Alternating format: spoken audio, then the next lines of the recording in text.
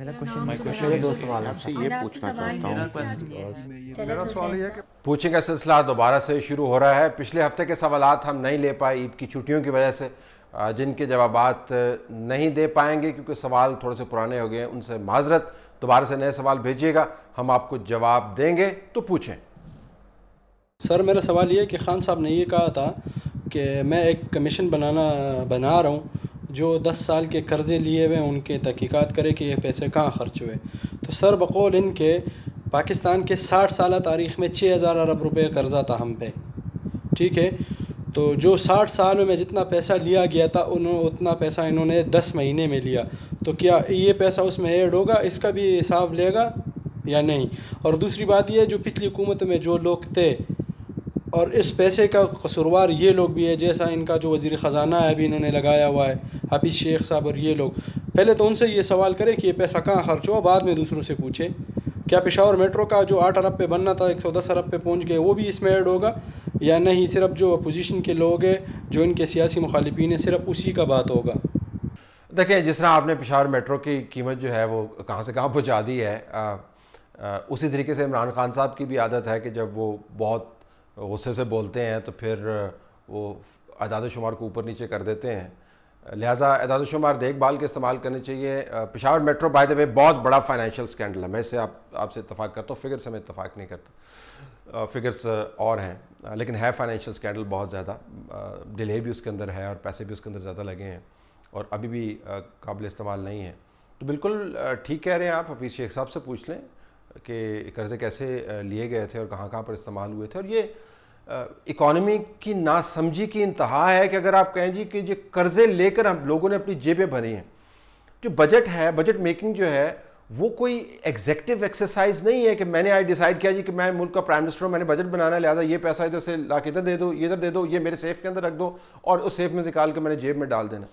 ایک elaborate exercise ہے, وہی ایکسرسائز حفیظ شیخ صاحب نے اس مرتبہ بھی کی ہے. اس کے اندر ایوری پینی اور پاؤنڈ اور روپی از اکاؤنٹڈ فار, پتہ ہوتا ہے اس کے اندر, فگر فجنگ ہوتی ہے, اسکیٹنگ اراؤنڈ ہوتی ہے, کوئی اس میں شک نہیں ہے. لیکن یہ کہنا کہ جی پتہ نہیں ہے اور یہ پیسہ کدھر گیا, تو پیسہ از اکاؤنٹڈ فار, آڈٹ ہوئے ہیں اس کے. لیکن عمران خان صاحب نے چونکہ آپ کو اس بجٹ کی بحث سے ہٹانا ہے تو انہوں نے پھر میں نہیں چھوڑوں گا کہ ایک تقریر کر دی, لہٰذا لوگ اسی کے اوپر لگے ہوئے. جی یہ جو دفاعی بجٹ میں کمی کی گئی ہے یہ واقعی رضاکارانہ طور پہ کی گئی ہے یا اس کے پیچھے IMF ہے؟ کیونکہ چند دن پہلے ایک اینکر اپنے پروگرام میں فرما رہے تھے کہ IMF نے انہیں دفاعی بجٹ میں کمی کرنے کا بھی کہا ہے.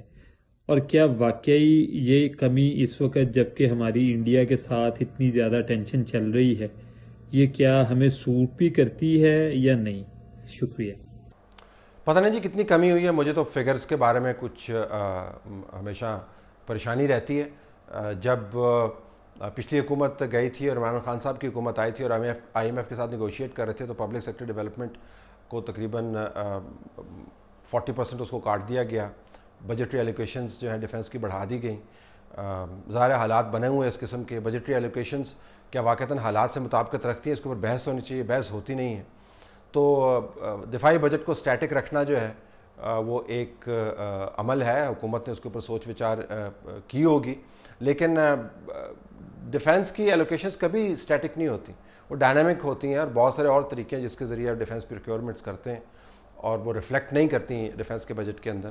میرا نہیں خیال کہ دفاع کو کسی طور پر متاثر کر کے بجٹ میں کسی بھی حکومت نے کمی کی تھی. ایک بہت بڑی متھ ہے, اس کو آپ انفلیٹ کر دیتے ہیں جی کہ ہمیں دفاع کے لیے پیسے نہیں دے رہے تھے لہٰذا وہ محب وطن نہیں تھے, یہ دفاع کے لیے پیسے دے رہے ہیں لہٰذا یہ محب وطن ہے. تو ڈیفنس کے اوپر ابھی تک میری نظر میں مجھے 28 سال ہو گئے رپورٹنگ کرتے ہوئے, کبھی ایسا نہیں ہوا کسی حکومت نے کہا ہو کہ جی یہ آپ کی ضرورت ہے اور جنگ کو لڑنے کے لیے, جنگ کو ایوائڈ کرنے کے لیے ضرورت ہے اور ہم آپ کو پیسے نہیں دیں گے. ایسی کوئی حکومت میری نظر سے نہیں گزری. طلعت بھائی, میرا پہلا سوال یہ ہے کہ مجھے یہ لگتا ہے کہ گورنمنٹ کی توجہ زیادہ تر جو ہے وہ سیاسی لیڈروں کو گرفتار کرنے, ان کے خلاف مقدمے بنانے اور ان چیزوں پہ لگی ہوئی ہے, اور معاشی اور دیگر جو مسائل ہیں ان کی طرف ان کی توجہ نہیں ہے.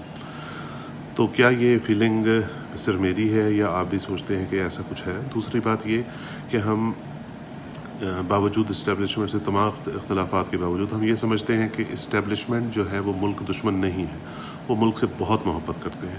تو کیا یہ ان کو چیز جو ہے وہ دکھائی نہیں دے رہی کہ وہ یہ گورنمنٹ حکومت جو ہے یہ ملک کو کہاں لے کے جا رہی ہے؟ دیکھیں جی، میں تو آپ سے اتفاق کرتا ہوں کہ جو فنڈامنٹل ایشوز ہیں، اور فنڈامنٹل ایشوز کے اندر جو پرائمری اسٹریٹجک ایشوز جس کو آپ کہتے ہیں، جو سب سے بڑا ایشو ہے جس میں سے دوسرے معاملات جو ہیں وہ نکلتے ہیں، وہ اسٹریٹجک ایشو یہ ہے کہ جب تک آپ نے سیاست کے اندر کنسنسس، قومی اتفاق رائے جینونلی ڈیولپ نہیں کیا اور اگلے 30 سال کے قومی اہداف ڈیولپ کر کے اس کے اوپر تمام سٹیک ہولڈر سے سگنیچرز نہیں لیے، تب تک پاکستان کے اندر حالات ٹھیک نہیں ہوں گے اور عوام کی فلاح کا کوئی پہلو نہیں نکل پائے گا. آپ لٹکاتے رہیں بندوں کو، آپ جیلوں میں ڈالتے رہیں، فساد اور فرکشن بڑھے گا.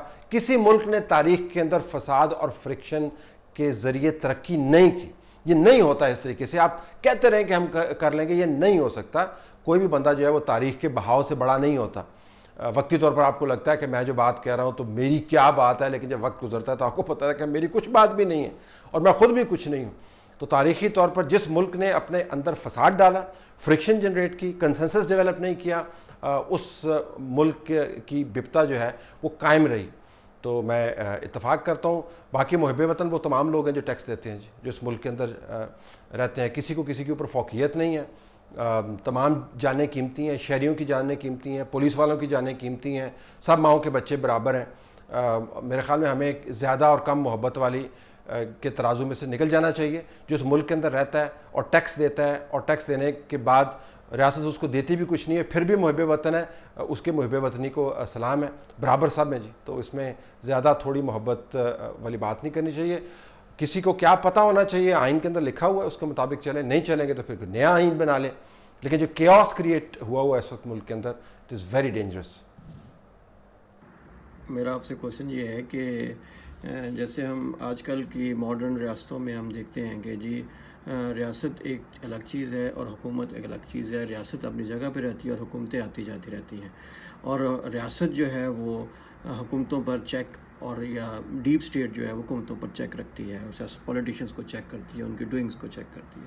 میرا کوشچن آپ سے یہ ہے کہ کیا یہ ڈیپ اسٹیٹ یا ریاست اسٹیبلشمنٹ کے ان فیکٹرز پر جو امپورٹنٹ کروشل ڈیسیژن لے رہے ہوتے ہیں، کیا ان پہ بھی یہ چیک رکھتی ہے، ان کے بھی انٹرسپٹ رکھتی ہے؟ مثال کے طور پر جیسے کارگل کا جو ہماری ہسٹری کا ایک بلنڈر ہے، کیا اس کے اوپر جن لوگوں نے ڈیسیجن لیا، پولیٹیشینس تو جو ایولیوشنری فیز میں ہیں، they are not powerful enough to make them accountable, جن لوگوں نے یہ ڈیسیجن لیا، تو کیا ریاست نے ان لوگوں کو انٹرسپٹ کیا؟ یا اگر انٹرسپٹ نہیں کیا تو کیا ان کو اکاؤنٹیبل کیا جنہوں نے یہ ایسے بلنڈر کیے؟ کیا مینز ریاست اپنے اوپر بھی یا اپنے بازوؤں پر بھی، جو ڈیپ سٹیٹ ہے وہ اپنے بازوؤں یا اپنے فنکشنریز کے اوپر بھی یا اپنے ایلیمنٹس کے اوپر بھی چیک رکھتی ہے؟ جس ریاست کا آپ ذکر کریں وہ ریاستی نظام ہے. ویسے جو ریاست کا تصور بڑا سمپل ہے، وہ معاہدہ ہے ان لوگوں کے درمیان جو شہری کہلاتے ہیں اور ان لوگوں کے درمیان جن کو شہری یہ رتبہ دیتے ہیں کہ وہ ان کے اوپر شہریوں کے انتخاب کے ذریعے یا مرضی کے ذریعے حکمرانی کر پائیں. اور معاہدے کے دو بنیادی پہلو ہوتے ہیں. ایک تو یہ کہ شہری اپنی حفاظت کے لیے، اپنی فلاح کے لیے، اپنی ترقی کے لیے، اپنے ٹیلنٹس کو نکھارنے کے لیے ان لوگوں کو جن کو انہوں نے خود تعینات کیا ہوتا ہے ان کو ٹیکس دیتے ہیں، اور اس کے ریٹرن میں وہ لوگ جو ریاستی نظام کو چلاتے ہیں وہ لوگوں کو سہولت مہیا کرتے ہیں اور ان کی تعلیم کا، ان کی صحت کا، ان کے ٹیلنٹس کا خیال رکھتے ہیں. اس کے علاوہ ریاست کا کوئی فلسفیانہ تصور جو ہے وہ موجود نہیں ہے. ریولوشنری ریاستیں ہیں، نظریاتی ریاستیں ہیں، لیکن جو بنیادی معاہدہ ہے جو سٹیزنز اور ریاست کو چلانے والوں کا وہ یہی ہے. اس کے آگے دو حصے ہوتے ہیں. ایک پرماننٹ ادارے ہیں جن کو ہم ریاستی ادارے کہتے ہیں، جن کا حکومت کے آنے جانے سے کوئی تعلق نہیں ہوتا. پھر ایک حکومت ہوتی ہے جو 5 سالوں کے بعد یا 4 سالوں کے بعد تبدیل ہوتی ہے. تو یہ فرق ہے. اس کے علاوہ کوئی ریاست نہیں ہے. اور ان تمام چیزوں کو جوڑنے والی ایک چیز ہے جس کو آئین اور قانون کہتے ہیں، وہ ضابطہ جس کے اوپر لوگوں کے نمائندگان نے دستخط کیے ہوتے ہیں کہ ہم نے ریاستی اور حکومتی نظام کو ایسے چلانا ہے. تو اکاؤنٹیبلٹی جو ہے وہ کسی نے کسی کی نہیں کرنی، صرف قانون نے کرنی ہے. تو سوال آپ کا اپنی جگہ پر موجود ہے. جہاں پر غلطی ہوئی ہے کہ قانون یکساں لاگو ہوتا ہے، تاریخ بتاتی ہے کہ یکساں لاگو نہیں ہوتا.